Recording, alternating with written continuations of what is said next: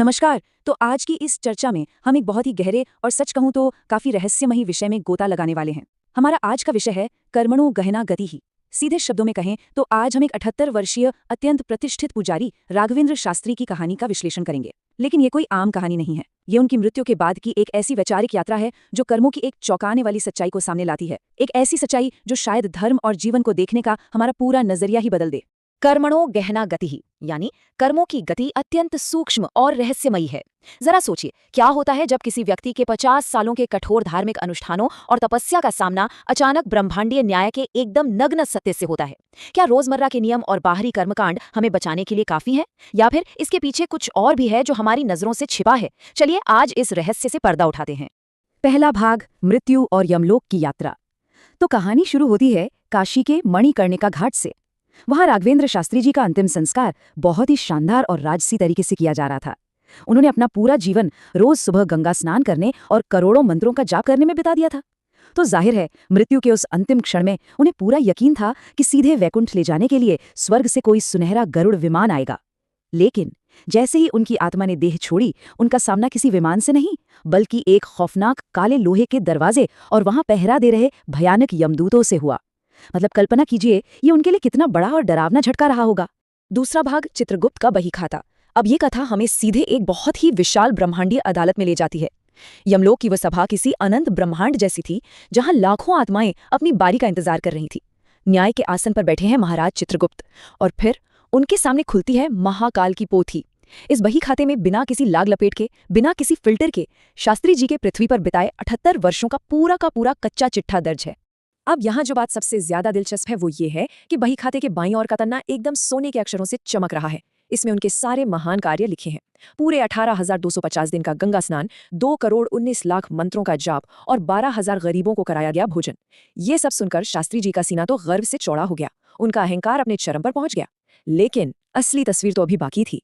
हमें ये देखना है कि उस दाईं ओर के पन्ने पर क्या छिपा है जो अभी सामने आना बाकी है। तीसरा भाग, अहंकार और मौन का पाप।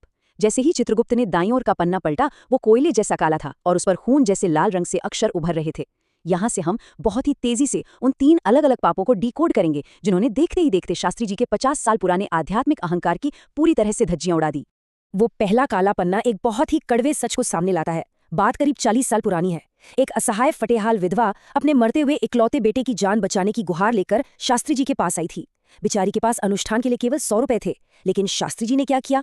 उन्होंने उसे खाली हाथ लौटा दिया, क्योंकि उनकी फीस 1100 रुपए थी। उन्होंने एक इंसान की जान से ज्यादा अपने पैसों को तरजीह दी, और दुख की बात है कि 2 दिन बाद ही उस मासूम बच्चे ने दम तोड़ दिया। तो ये वो 3 बहुत ही गहरे और काले बीज थे जिन्होंने उनके विनाश की नींव रखी। पहला तो हमने देखा उनका अहंकार और लालच, जहां एक बच्चे की जान की उनके लिए कोई कीमत नहीं थी। दूसरा था मौन का महापाप। जब उनके एक चहेते शिष्य ने मासूम बच्चियों के साथ भयानक दुराचार किया, तो शास्त्री जी ने न्याय का साथ देने के बजाय अपनी संस्था की झूठी इज्जत बचाने के लिए पूरी तरह से चुप्पी साध ली। ये एक अक्षम्य अपराध था। और तीसरा था ईर्ष्या। जब हरिप्रसाद नाम का एक बहुत ही सीधा साधा कथावाचक उनसे ज्यादा लोकप्रिय होने लगा, तो शास्त्री जी ने झूठी अफवाहें फैलाकर उस निर्दोष प्रतिद्वंदी का पूरी तरह से सामाजिक बहिष्कार करवा दिया। अब इन पापों का असर उनके आध्यात्मिक जीवन पर कितना पड़ा, ये समझने के लिए उनकी 108 मनकों वाली सूक्ष्म जपमाला को देखिए।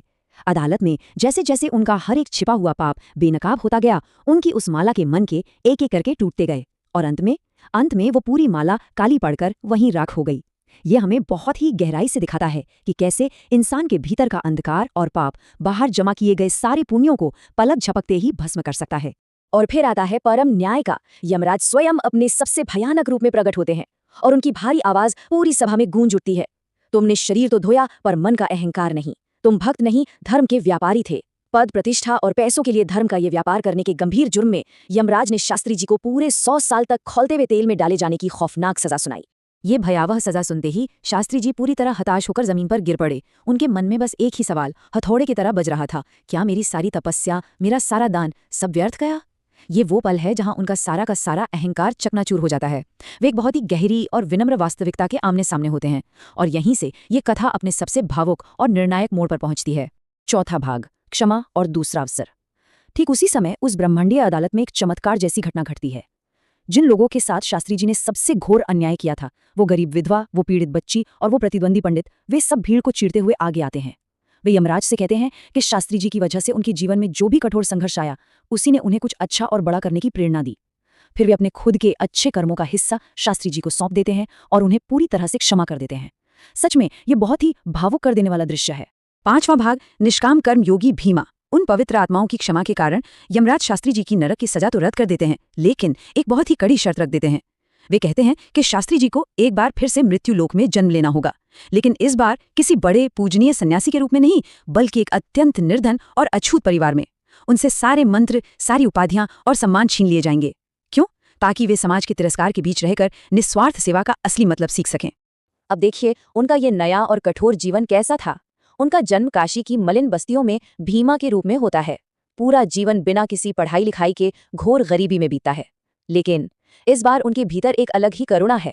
वे बीमार जानवरों और लावारिस शवों की बिना किसी स्वार्थ की सेवा करते हैं। फिर जब वे 30 साल के होते हैं तो शहर में भयंकर हैजा फैल जाता है। सारे अमीर और संपन्न लोग शहर छोड़कर भाग जाते हैं, लेकिन भीमा वहीं रुकता है। वो बिना अपनी जान की परवाह किए बीमारों की दिन रात सेवा करता है, जब तक कि वो खुद उस भयानक बीमारी का शिकार होकर अपनी जान नहीं दे देता। 6वां भाग, सच्चे धर्म की परिभाषा। ये कहानी अब पूरी तरह घूमकर हमें वापस यमलोक ले आती है और ये बहुत ही शानदार तरीके से हमें ये समझाती है कि वास्तव में सच्चा धर्म होता क्या है। जब भीमा की मृत्यु के बाद दोबारा महाकाल की पोथी खोली जाती है तो इस बार खुद चित्रगुप्त भी हैरान रह जाते हैं। कर्मों को तौलने का पूरा नजरिया ही बदल चुका है। इस बार बही खाते का दाईं ओर का वो काला पन्ना एकदम साफ था। वहां कोई पाप नहीं था, कोई लालच या अहंकार का नामो निशान नहीं था। उन काले डरावने शब्दों की जगह उस पन्ने पर भी भीमा के निस्वार्थ कर्मों से उपजे 3 सुनहरे आंसू चमक रहे थे। इस परम शुद्ध सेवा भाव के कारण इस बार उन्हें लेने कोई खौफनाक यमदूत नहीं आए थे, बल्कि स्वयं भगवान नारायण के दिव्य दूत पारिजात के फूलों की माला लेकर उनका स्वागत करने खड़े थे। तो इस पूरे विश्लेषण से हम 3 बहुत ही अहम बातें सीखते हैं। पहला, जीवों के प्रति करुणा और दया किसी भी यांत्रिक रूप से किए गए कर्मकांड से कहीं कहीं अधिक मूल्यवान है। दूसरा, सच्चा धर्म किसी मंदिर की चौखट तक सीमित नहीं है, बल्कि वो पीड़ितों की निस्वार्थ सेवा में छिपा है। और सबसे बड़ी बात, ईश्वर कभी हमारी प्रार्थनाओं के शब्द या मंत्रों की गिनती नहीं देखता। वो हमेशा हमारे कर्मों के पीछे की नीयत और हमारे सच्चे इरादे को तौलता है। तो चर्चा के अंत में एक बहुत ही गहरा सवाल सोचने के लिए छोड़ जाते हैं। जरा सोचिए, यदि ब्रह्मांडीय बही खाता हमारे जोर जोर से किए गए अनुष्ठानों के बजाय हमारे मौन इरादों को मापता है, तो हमारे अपने खातों में वास्तव में क्या लिखा जा रहा है? हमारे रोजमर्रा के कर्मों के पीछे की असली नीयत क्या है? चलिए हम सब इस पर गहराई से मनन करें। आज की चर्चा में बस इतना ही।